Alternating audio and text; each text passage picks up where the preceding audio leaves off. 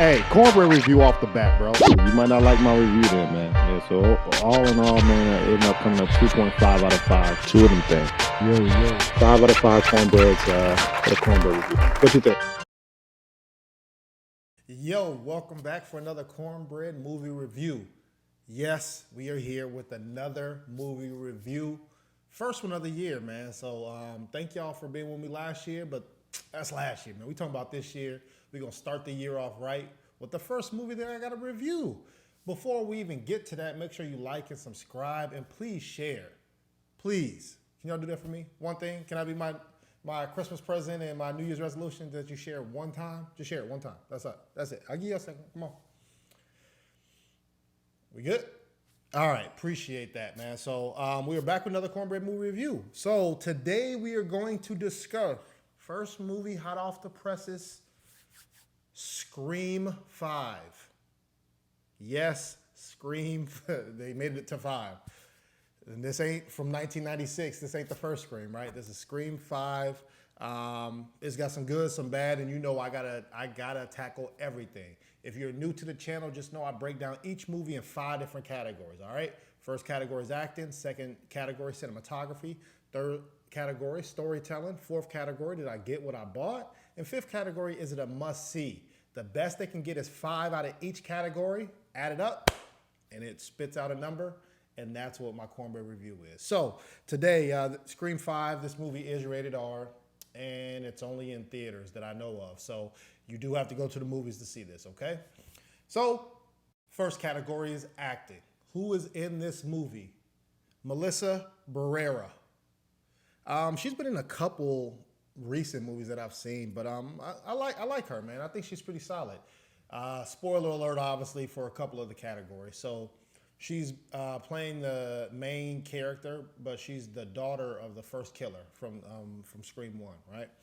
So her situation is she left, and then she has to come back and then kind of rekindle a friendship, rekindle family.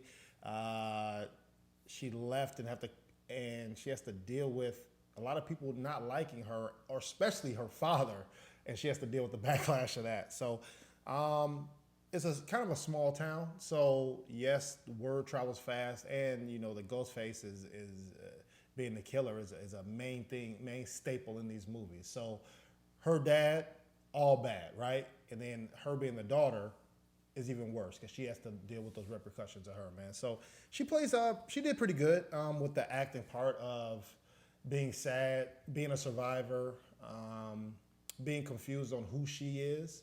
So pretty standard for me on how she acted. Also in this movie, Neve Campbell. So she plays Sidney Prescott, of course, man. She's been there in all the screams, man. Now she's a true survivor. She's figured it out on how to catch the killer, basically, her and her other compadres. So they get points extra for bringing back the original surviving cast. So good job on that. Kind of just do life support on the Scream series. The last one I think came out in 2011 with Scream 4. So they're 10 years apart every time. So good job on bringing them back. Unfortunately, I think the acting scenes were solid. I think it was the timing of them, because you will see some outlandish killing scene or something that doesn't make sense, and then they'll go into the serious acting. So I'm still trying to catch up from what I just watched, and then they go straight into the serious acting scene. So I think that hurt.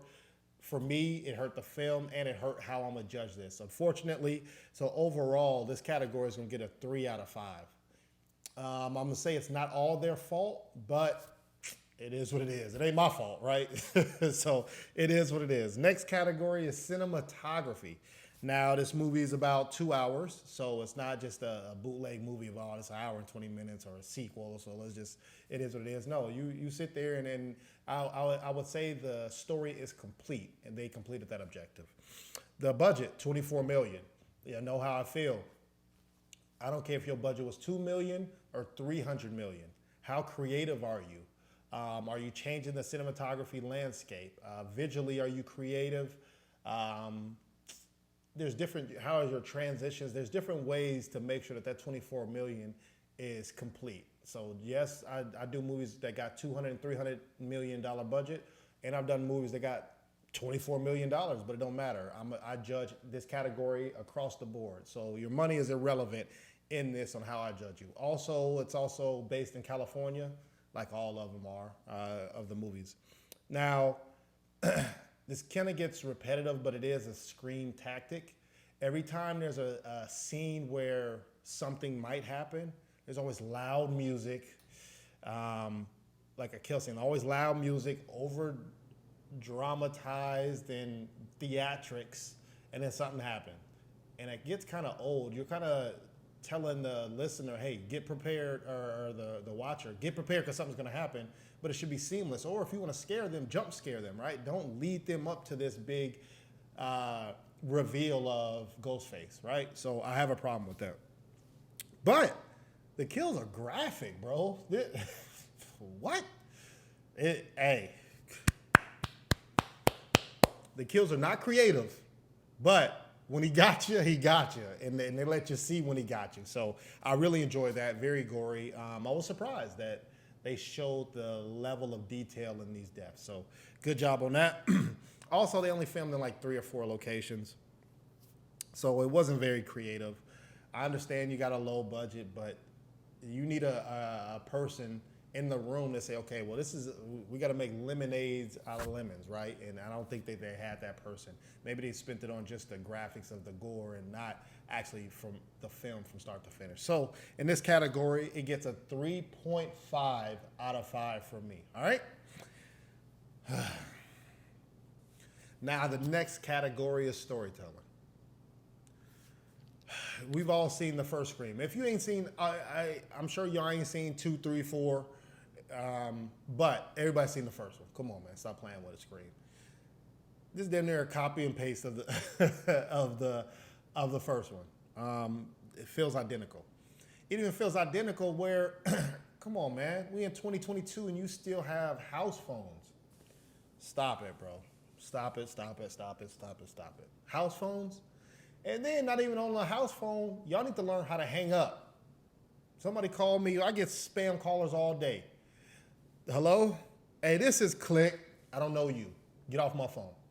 Stop it. We got to do better with that.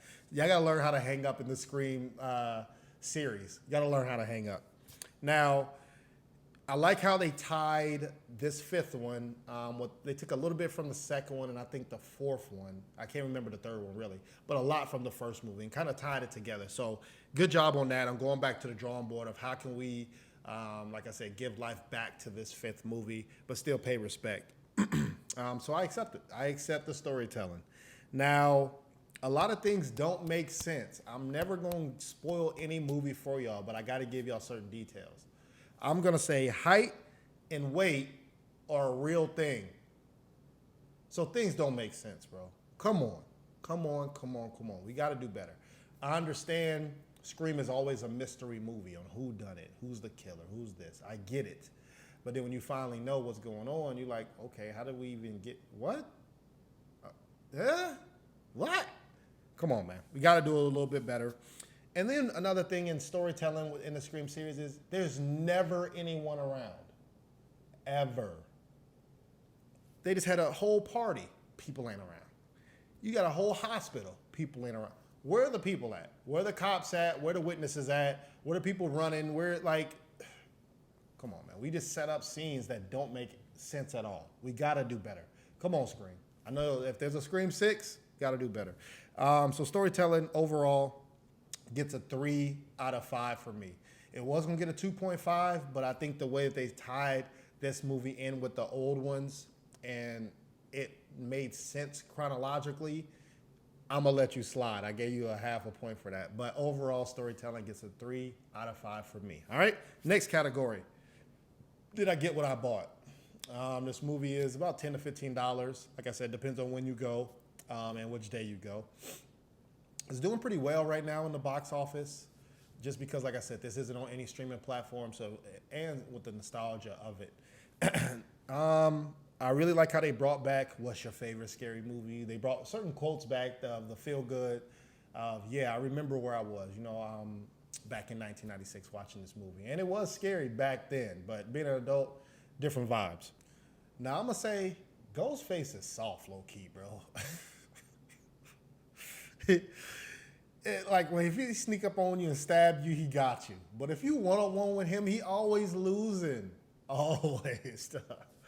Ghostface, you need to learn how to fight, bro. Come on, man. We got you in California, man. They do MMA, UFC, all that. Get in the gym. You got to get in the gym, Ghostface. Come on, man. You got to do better because you be getting these paws put on you when you can't sneak up on somebody. So do better with that.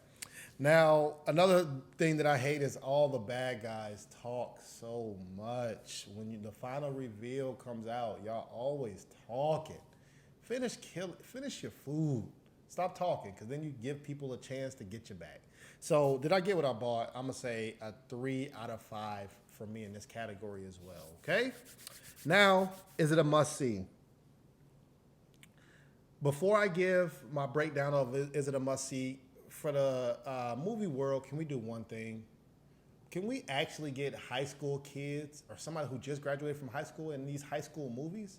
Come on, man. We got your boy Spider-Man. He's 25, 26, still playing a high school kid. We got another movie, somebody 30 playing like, why can't we get it? There's no good kids out there, good actors who are in high school or just graduated who can play high school kids. We got to do better with that. All these grown people playing high schoolers. It's crazy. But I love the subtle jokes. They made fun of Halloween, all the old Scream movies, pop culture from the 90s. I love how they added those little jokes in there. Like I said, subtle jokes. This movie's very gruesome, which was a plus for me. I was excited. And I'm a millennial. Of course I had to watch this, man. This is my childhood growing up watching this. This terrorized a lot of us. We didn't want to answer that phone, especially you want to play what's your favorite scary movie or something like that, or you want to play a game. No, I don't. I do not. So for me, yes, because of nostalgia, it's a must-see. So I'm going to say a 4 out of 5. If you've seen all the Screams, you better go see this one. If you're a millennial, go see this. If you're not any one of those, I don't know if you want to see it or not. But is it a must-see? 4 out of 5 for me. Which brings me to the total. Drum roll, please. This movie gets